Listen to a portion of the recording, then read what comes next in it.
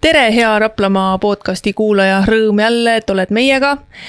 Mul on siin hommikusse kohe üks hea soovitus ka jagada. Mine ikka kuule meie teisi episoode ka. Need leiad Raplamaa sõnumite podcasti.ee lehelt ja siis Spotify'st, YouTube'ist ja sõnumid.ee lehelt. Meil on siin Raplamaa sõnumite toimetuses päris palju toredaid inimesi käinud külas, väga lahedatel teemadel jutustamas ja ega tänagi selles mõttes ei ole see erinev. Meil on kaks toredat inimest siin Raplamaa sõnumite toimetuses koha peal. Ja need on need inimesed, kes meie Raplamaa külade elu hoiavad elus, ei lase kellelgi magama jääda külades või kuskile loorberitele puhkama. On nii? Tere Annika, tere Aare. Tere. No, teie olete siin põhjusega.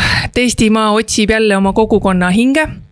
132 kandidaati oli ja Raplamaalt lausa 2 inimest valiti välja. Aare Hindremäe Laukülast ja Annika Plamus siis Kivivigallast, jah? Ja. Kuidas tunne on? Kas te ise oleksite võinud arvata, et teie 132 seast oleksite jõudnud finaali või et jõudsite finaali? Mis tunde see tekitas? Aare võib-olla alusta siis. No kindlasti mitte, et see teada saamine, kui Maaleht helistas ja et tahab muga intervjuud teha sellel kogukonna hinge teemal. Ma sõitsin autoga parajasti koju, mul ei olnud õrna aimugi, et mis teemal või mis asi. Koju jõudes ma nägin, et juba kogukonna Facebooki oli ilmunud juba Maalehe teade, et tõesti, et 132 kandidaadist on mind siis 10 viimase hulka seal arvatud millegi pärast, et see oli muidugi väga, väga meeldiv. No ma arvasin, et maakonnas ei ole inimesi, kes Aare Hindremäed ei tea, aga selgub, et Annika esimest korda näeb Aare Hindremäed.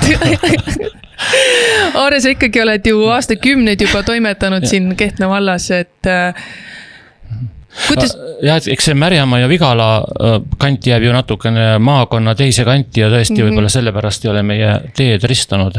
Et Kehtna vallas ja võib-olla siin Rapla vallas olen rohkem tegutsenud. Annika, mis tundid sinust tekitas? Ka sina siis samamoodi kõne, oli see stsenaarium nagu sarnane? Jaa, selles mõttes ta oli sarnane, ta küll ei olnud nii vahetult enne, kui ta meediasse üles läks, ma ikkagi pidin nädala jagu päevi seal ootama, millal siis teade välja tuleb. Aga väga suur üllatus, ma teadsin väga hästi, mis konkursiga on tegemist, et esimene aasta, kui seda tehti, võitis siis Läänerannast üks naisterahvas, eks me oleme seda hääletusprotsessi ja kõike nagu tema ajal nii-öelda läbi teinud. Eks siis pigem oli mul kohe see, et kes selle teksti suutis kokku panna. Et kui sa põhimõtteliselt see, et sa sellest 132 sinna esikümnesse saad, sõltub väga palju sellest, kes selle on kirjutanud ja kui osavalt ta on siis suutnud selle teksti sinna paberile panna, et see žüriile silma jääb. Ja siis ma pigem oli see ülejäänud energia oli, hakkaksin läbi ehitab, kas sina kirjutasid? Et enne kui siis jälile jõudsin sellele, kes siis tegelikult mind sinna esitas. Kas te olete neid tekste ise näinud, mis teie kohta on? Ei ole näinud ja siis ma ütlesin ka, et saada mulle, et ma tahan näha. Oi, et ma nii panin lihtsalt puusalt, ma ei kirjutanud üles. Et siis ma ei tea, mis sa sinna kirjutasid, aga jah, et selles mõttes oli ikkagi väga suur üllatus ja just see, et see konkurents on, no sõna konkurents ei ole selle koha peal tegelikult õige, et neid inimesi on nii palju üle Eesti, et see tegelikult näitab, et maal ikkagi elu käib täie rauaga. Me siin just enne natuke arutasime ka, et kas üldse on teist maakonda ka Eestis, kus on 2 kandidaati, et me vist ei jõudnud selle küsimuse. Minu meelest oli veel üks maa, kas äkki oli Pärnumaa või peab üle vaatama. Aga selle koha pealt võib ju Raplamaa väga uhke olla, et meil on kohe lausa mitu inimest, et 10 on ju väike summa terve Eesti peale ja 2 võtab Raplamaa ära. Sel aastal on lausa 2, aga eelnevate aastate jooksul kokku on olnud ainult 1 kandidaat, Maris Leemets, et ei olegi rohkem olnud ja väike uurimustöö tuvastas ka seda, et kõik võitjad seni on olnud naisterahvad. Oho, no kuidas Aare tunned siis ennast? Paned paruka pähe ja äkki on suurem šanss võita. No ma sellist asja tegema ei hakka, et läheb nagu läheb. Palju te nüüd ise annate hoogu sellele hääletusele? Praegu siis teadmiseks kuulajatele ka käib suur rahvahääletus, kes siis saab kogukonna hingeks, et siin žürii valikut ei teegi, vaid just rahvas teebki ja enne siin natukene eetriväliselt arutasime ka, et natukene nagu ebaaus võistlus võib olla, et võib-olla mõnes kogukonnas on hoopis rohkem inimesi kui väikses Laukülas või Kivivigalas, et kas te ise siis teete ka kõva turundustööd endale või kuidas tunnete, Aare? No minul aitavad turundustööd teha piirkonna külade külavanemad, võib-olla tooksin siin Kaisa Vahtme just esile, kes siis ka jagab Facebooki erinevates gruppides seda üleskutset, seda linki, kus ma kandideerin, et ise oma sõpradele, sugulastele loomulikult olen teatanud, et andke hääl kellegile tuttavale, keda te teate ja tunnete.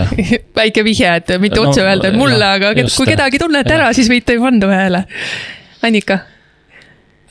Ma nagu teadlikult mingit erilist kampaaniat küll ei tee.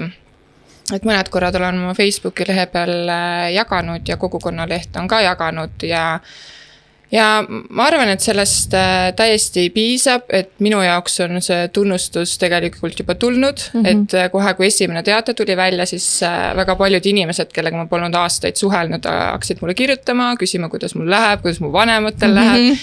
Et, ja sellist nii-öelda tänava peal juurde astumist, et ma andsin sulle hääle ja uurimist, et kuidas me koha peal toimetame, on nagu väga palju juba tulnud, et ma tegelikult isegi ütleks, et selle konkursi eesmärk on nagu täidetud. See hääletamine tõepoolest on selline nagu suke meelelahutuslik, et tegelikult see poole pealt muudeti hääletamissüsteemi on ja, et algselt võis seal järjest hääletada ühe kontoga, nüüd on siin, osad ütlevad, et saavad telefoniga, mõned ütlevad, et ei saa, et eks ta selline meelelahutuslik ongi, et väga ei maksa nagu süübida või mõelda, et kuidas see hääletussüsteem nüüd täpselt käib või et kas see nüüd on ebaaus või ei ole ebaaus, et see pigem on selline väike kirss tordil, see simm on ja ma arvan, et ükskõik mis kogukond selle saab, siis tuleb kindlasti väga äge üritus. No kuulajatele, vaatajatele ka, kes ei tea, siis kogukonna hingevõitja saab oma külas siis läbi viia ühe simmani. Ja ma saan aru, et see käib niimoodi, et mingit raha teile ei anta, et palun korraldage, vaid pigem leidke plats ja me toome asjad kohale. Tundub küll, et kuupäev on ju paigast täitsa, et ma arvan, ju need bändid asjad ka siis on, et koht on lahtine veel. Jah, Laukülas ma saan aru, koht on lahtine. Laukülas on koht kinni sellel päeval. No Rapla inimestel on kindlasti lihtne, et meil ei ole väga palju kilomeetreid vahet, et kas siis tulevad Laule või Kivivigalasse.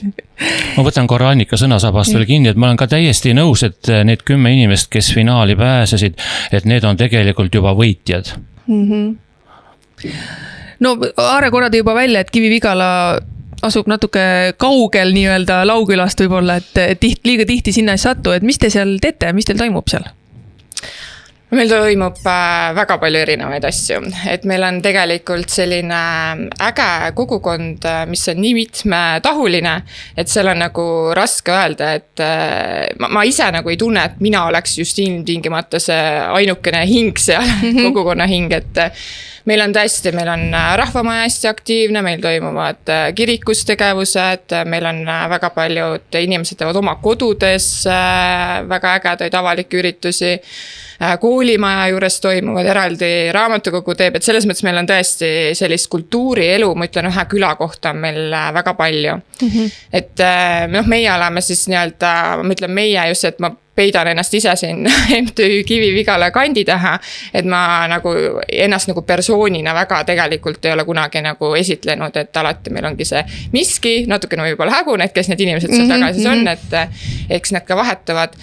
Et meil on, meie selline suund on hästi palju sellist projektiraha sisse tuua, et neid on väga palju olnud, et täna nagu käimas olevaid on meil 2 kopi projekti on, 1 liidri oma, siis 1 solidaarsuskorpuse projekt on käimas olev, siis noortel on veel ideepuhuri oma, kus on 3 erinevat laagrit, ühest just eile tuli, need 2 on veel teha. Et neid ma neid aitan, olen seal täiskasvanud vastutajana neil kaasas, et seda teevad tegelikult on tuumikgrüpp seal 9–12 aastased, et sellised ägedad noored on meil nagu kogukonnas järgi kasvamas. Ja siis on Päästeameti projektist saime siis tiigipuhastamiseks raha, et need tööd hakkavad ka täna pihta. Kas teil on täiskohaga projektikirjutaja tahaks küsida? Ei, see on nagu, seda ma võin küll öelda, et see on nagu minu tugevus. Et vahepeal, kui see AI nüüd siin laineid lõi, siis mõtlesin, et minu nišš võeti ära, et mis mina nüüd tegema hakkan. Aga ei, tegelikult see sisu või selle lähteülesande püstitamine on ikkagi väga oluline, et kui noored ka oma esimest projekti nüüd kirjutasid seda, tegelikult oli see teine projekt ideepuhurit, siis ma juba oskan nagu vaadata selle pinguga, kuidas vaatab hindamiskomisjon. See väga hea, aga ma vist ei annaks teile ikkagi neid maksimumpunkte. Miks ei anna? Ja siis läks see nagu kadalip käima, et sai lisatud sinna siis neid asju, mis seda projektist tegid projekti ja niimoodi ma vaikselt oma teadmisoskusi nagu edasi annan. Et jah, et tõesti mul meeldub ainult üks projekt, kus ma ei ole raha saanud ja see ei olnud nagu minu idee ka, et ma nagu mõtlesin, et ma aitan kedagi kellegi teise ideega, et siis ei suuda nii hästi panna kellegi teise mõtet paberile. No see on suurepärane, kui ühel külal on hea projektikirjutaja, siis tegelikult seda raha ju leidub projektidesse igal pool üle Eesti, üle maailma, Euroopa, et seda tuleb lihtsalt kätte saada. Kuidas Laukülas lood on? Mis teil seal toimub?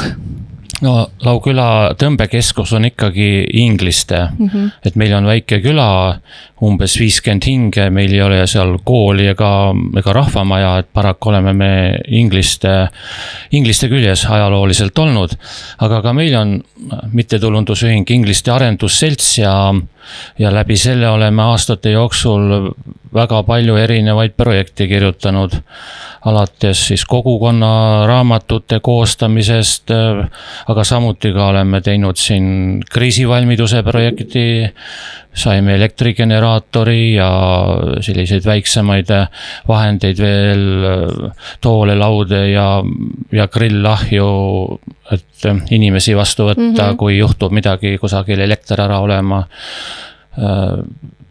No suuremad projektid näiteks sel aastal, mis nüüd kohe on ma teen natuke reklaami, 8. augustil on siis ingliste teine mudajooks. Seekord on siis mõeldud ka lastele, lastetrass on olemas ja loodame seal rohket osavõttu. Aga oleme erinevaid projekte teinud, et külasündmusi, tänuõhtuid korraldada, oma tublisid inimesi tänada, et neid projekte on nii valda kirjutatud, kohaliku omaalgatuse programmi kui ka Raplamaa partnerluskogu liidrisse, et neid kohti on olnud ja alati ei ole raha saanud ka.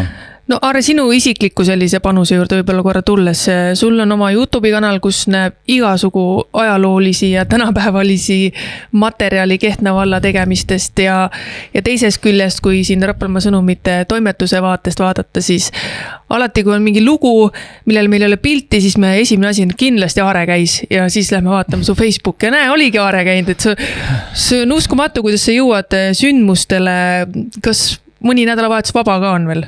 Ega suvel ei ole küll, jah. Aga me ei räägi üksnes nädalavahetusest, ka nädala sees on raske, nii et kodused tööd ja talutööd kipuvad tihti ripakile jääma. Aga nüüd natuke siis YouTube'i kanalist ka, et tõesti 10 aastat tagasi ma selle avasin ja ma olen oma elutöö sinna kõik üles pannud, et tänase hommiku seisuga ma lihtsalt vaatasin üle, on mul siis 1399 lühemat või pikemat videofilmi, eeskätt Rapla maakonnast, aga ka üle Eesti erinevad sündmused, ma ei jõuagi neid siin loetlema hakata, et olge head, palun külastage minu kanalit ja võite hakata ka kanali tellijaks juba, olen ette tänulik teile, uutele tellijatele. Miks sa seda teed? Oskad sa põhjendada? See on ikkagi päris suur töö, see kohale minna, video üles võtta ja pärast sellega ka veel tegeleda ja see on ju vabatahtlik töö.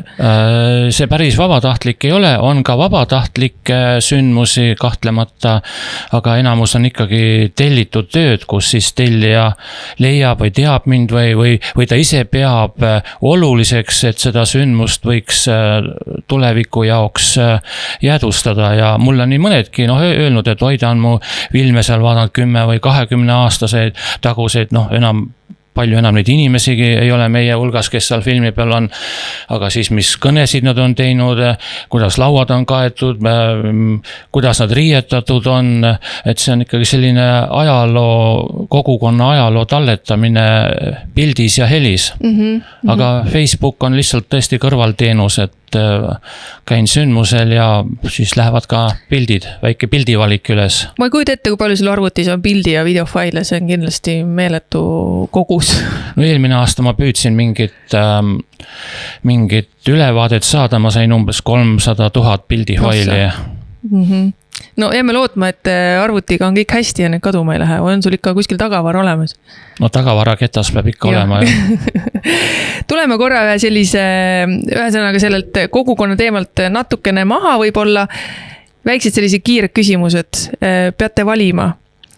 Annika, kas pigem pikk ja põhjalik vaidlus või lühike otsus ja kohe tegudele? Pikk ja põhjalik vaidlus. Aare? No ka pikk ja põhjalik vaidlus. Kas kõige raskem on leida töökäsi või neid, kes pärast nõud ära pesevad? Kas need sama ei ole? Ei ole, vaat inimesed tulevad võib-olla panustama, aga siis kui läheb koristamiseks, siis on kõik kadunud. Pole kumbagit tegelikult raske leida. No kui küsid, siis tulevad ikkagi. No nii ja naa, mina ütleksin jah ka. Kui vald annab teile 1000 eurot vabalt kasutatavat raha, kas ostaksite külaplatsil uue pingi või korraldaksite ühe kogukonna peo? Annika. Ma võib-olla küsiks, mida nad teha tahavad. Meil on siin mälestuspinkide mõte olnud, mis on läbi käinud.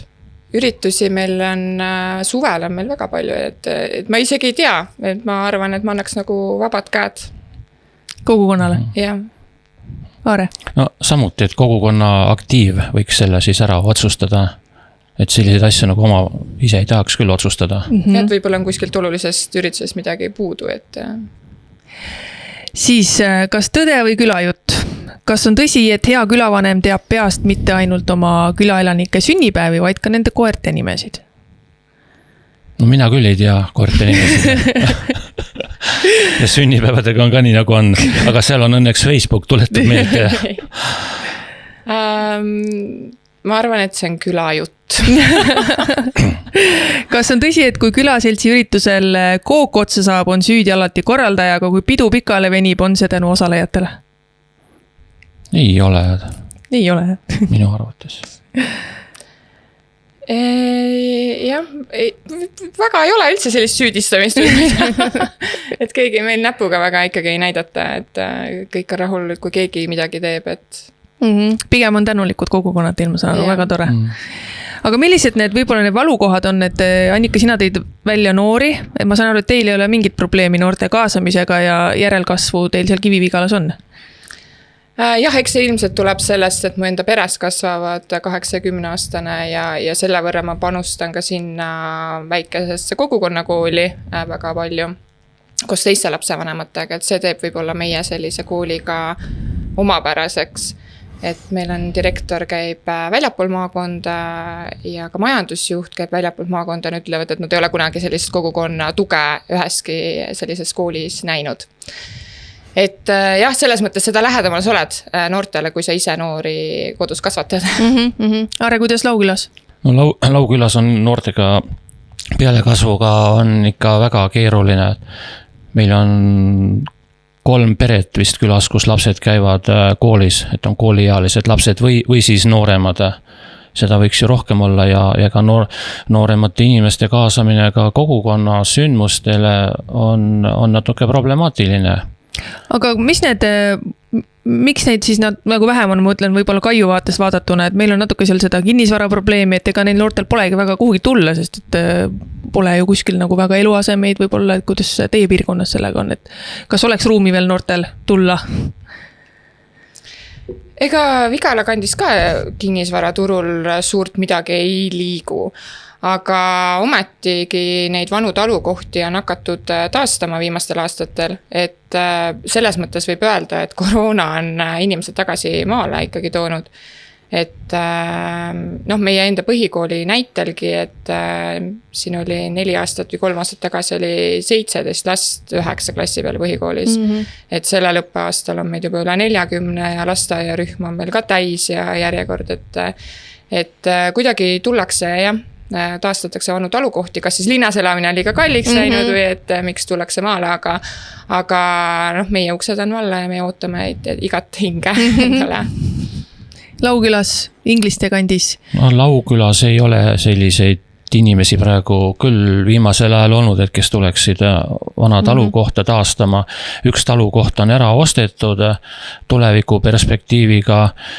Inglistel, kus on siis ka mõned korterelamud, ka seal ei ole vabu pindasid. Enamus, või tähendab, kui keegi korteri maha müüb, et siis ikkagi võib-olla kohalik põllumajandusettevõte ostab need ära oma töötajatele, Ukraina töölistele, et elu maal ikkagi jätkuks, et laudas oleks lüpsjad, et oleks traktorist, et millegipärast omad inimesed ei taha ikkagi seda laudatööd ja põllumajandustööd väga teha. Seda on kuulda olnud, jah. Aga kogukonnatööst nüüd uuesti rääkides, et see on ikkagi ju vabatahtlik töö. Kui palju olete te hommikul ärganud või õhtul magama läinud ja mõelnud, et okei, siit läheb piir ja enam ei jõua? Kas on selliseid hetki olnud? Annika? Minul mitte, aga ma arvan, mu abikaasa ütleb seda võib-olla üle päeva, et lõpeta ära, miks sa seda teed.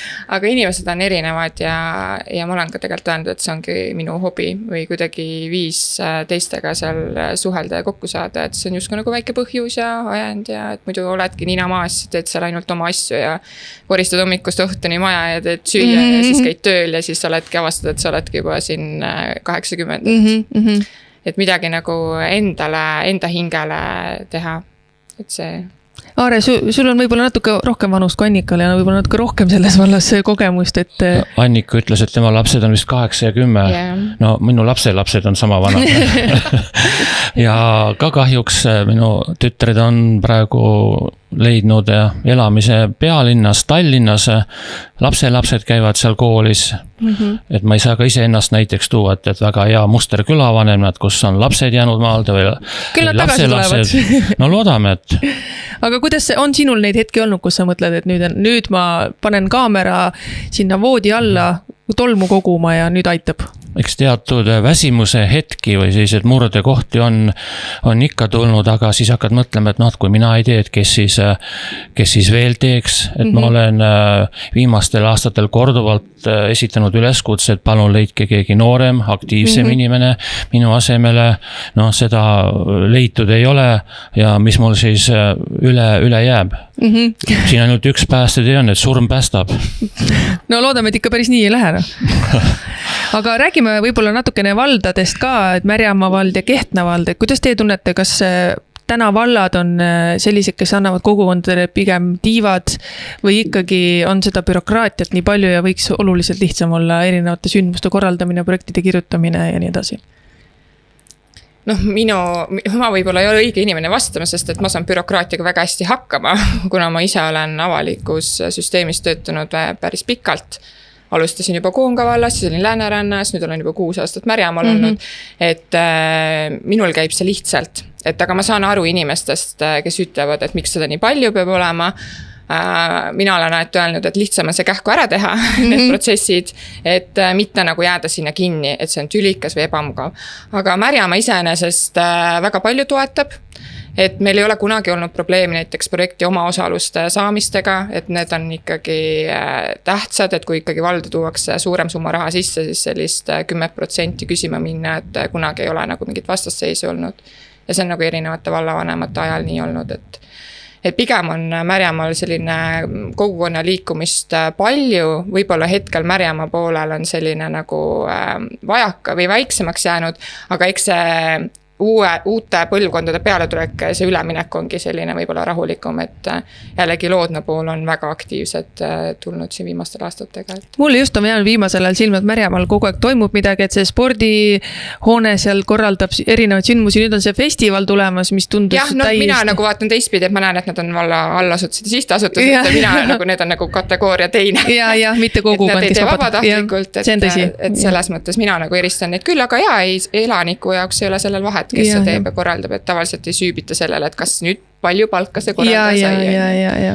No Aare, kuidas see Laukülal on Kehtna vallaga lood? No Kehtna vald ka igal aastal oma eelarvest umbes siis 15 000 eurot eraldab MTÜ-de projektide toetamiseks või siis selliseks kaasamisrahastuseks. 2 korda aastas on voorud.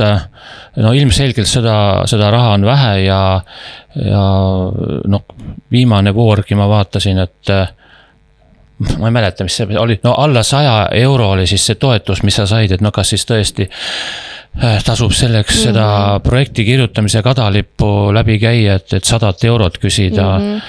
Aga seal on ka suuremaid summasid jah saadud, ka mõned tuhanded ja oleneb, mis see projekti üldmaksumus on ja ütleme siis mingi oma osalus 10% siis umbes vald toetab. Kui projekti hindamiskomisjon seda vajalikuks peab ja läbi laseb.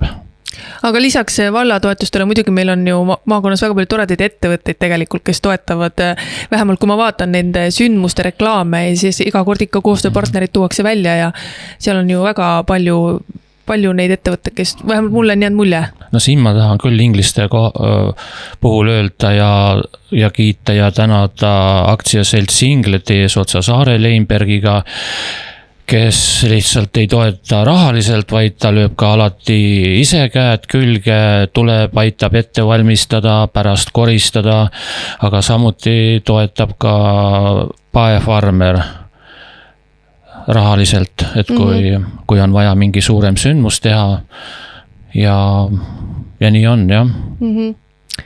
Kogukonna hing 2026, natuke nüüd kuupäevadest rääkides, siis hääletada saab veel selle pühapäevani, on nii?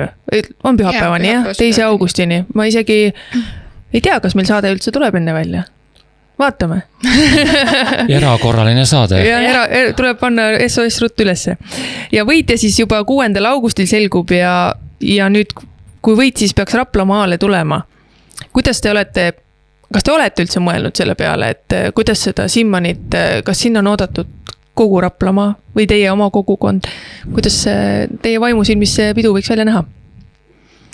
No meil on ikka ta avalik üritus, kui ta Kivi-Vigalasse tuleb ja meil ilmselt tuleb siuke 2-päevane korralik reiv, sest meil on ju muinastuled järgmine päev ka juba välja kuulutatud, et Kivi-Vigala saaks siis 2 pidu jutti, mis ei ole üldse probleem, me olemegi pidutseja rahvas ja meile väljas meeldib käia ja koos olla, et jah, et meil on isegi selles mõttes otsustamiskoht, et kas me teeme kooli juures või külaplatsil, et aga see kõik siis, kui see aeg käes on. Noore, mis mõtteid tekitas? No loomulikult see on avalik üritus, kõigile avatud, üle Eesti võivad tulla inimesed külla, kõik, kes Raplamaa kandidaatidele hääled andsid, on oodatud. Ja mina tahaks küll vägagi loota, et see võiks ju Raplamaale tulla sel aastal. Ma loodan, et tuleb ja kindlasti Raplamaa sõnumid on kohal, kui tuleb ja ma loodan, et kui Kivi-Vigalas on pidu, on Aare kohal ja kui on Lahukelas pidu inglistel, siis on Annika kohal. Igal juhul ma tänan teid täna tulemast, soovin teile jõudu kindlasti ja nagu te ise ka ütlesite, et olete juba võitjad, kuna olete 10 parima sekka valitud ja teie kogukond teid märkab ja hindab. Nii et ega muud kui jõudu, jaksu seda sama asja edasi teha, mida te juba teete. Ma tänan kutsumast. Aitäh!